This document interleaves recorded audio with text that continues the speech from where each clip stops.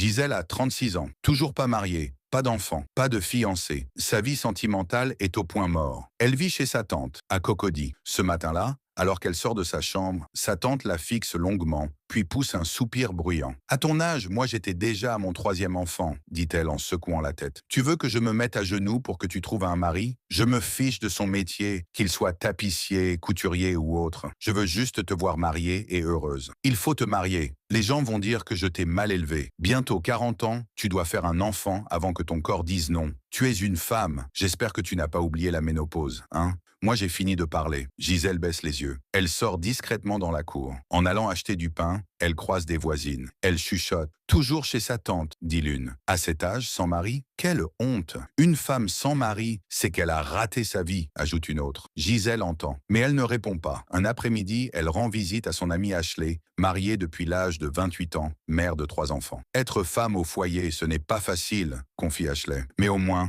il faut chercher. Internet est là. Va sur les sites, les applis, les gens trouvent là-bas maintenant. » Gisèle esquisse un petit sourire, sans conviction. Le soir, elle rentre chez elle, seule dans sa chambre. Elle repense à tout, elle hésite, puis elle se décide. Elle poste sa plus belle photo sur les réseaux, une image soigneusement choisie. 2 jours plus tard, un homme nommé Robert lui écrit. Il vit à l'étranger. Avec le temps, un lien se crée. Ils discutent tous les jours. Ils rient, se confient, s'attachent. Et un jour, Robert lui dit « Je vais venir, Gisèle. Je veux te rencontrer. Je veux t'épouser. » Quelques mois plus tard, Robert revient au pays. Ils décident de se voir. Gisèle est nerveuse mais heureuse. Ils se retrouvent dans un petit restaurant calme. Ils mangent, échangent des regards. Puis Robert lui propose d'aller chez lui pour parler plus au calme. Gisèle accepte. Mais à peine les portes fermées, Robert commence à s'approcher, à la toucher sans retenue. Elle recule, le repousse doucement. « On ne se connaît pas encore, » murmure-t-elle. « Je veux prendre mon temps. » Il ricane, un rire sec, amer. « Tu crois que tu es la seule dans mes contacts? J'ai une femme là-bas, hein?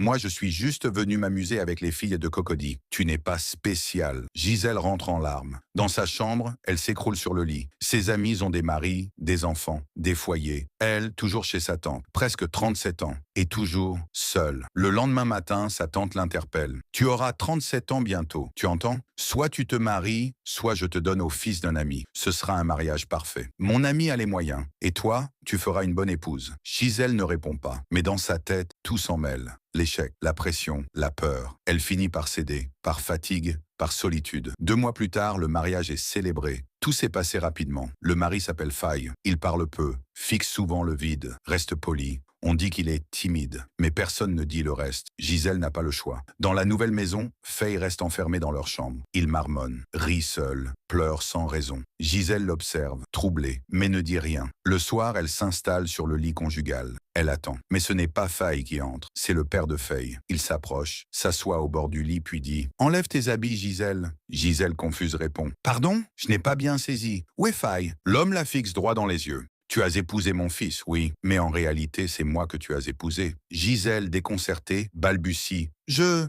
ne comprends pas. » Le père de Faye pousse un léger soupir, puis dit « Faye n'a pas toute sa tête. Il ne pourra jamais te toucher, mais tu vas quand même lui donner un enfant. Pour sauver l'honneur de cette famille. » Gisèle reste figée. L'homme continue, la voix plus calme. « Écoute, je vais être clair. Si tu acceptes, tu recevras 5 millions de francs CFA chaque fin de mois. Tu auras tout, Gisèle. Voiture, voyage, confort. Tu n'auras qu'à donner un enfant à mon fils. Personne ne sait qu'il a un problème mental. Tu lui donneras un enfant qui portera son nom, mais que moi j'aurais fait. » Gisèle sent son souffle se bloquer. « Vous voulez que je couche avec vous? Je veux que tu serves cette famille. Tu es notre femme maintenant. Tu n'as pas le choix. » L'homme ajoute « Je reviens demain soir. Réfléchis bien. Ce choix va changer ta vie. » Sans plus rien ajouter, il quitte la pièce. Gisèle reste pensive. Elle pense à tous ses regards dans le quartier, à tous ses jugements, à toutes ces phrases. Le mariage, c'est une chance, ne la rate pas. Elle se lève lentement, s'approche du miroir, se regarde longuement. Parfois, à force de vouloir échapper à la honte, on tombe dans le pire des pièges. Le mariage ne doit jamais être une fuite. Quel conseil donneriez-vous à Gisèle? Dites-le nous en commentaire. Betty Castori, une histoire, une leçon.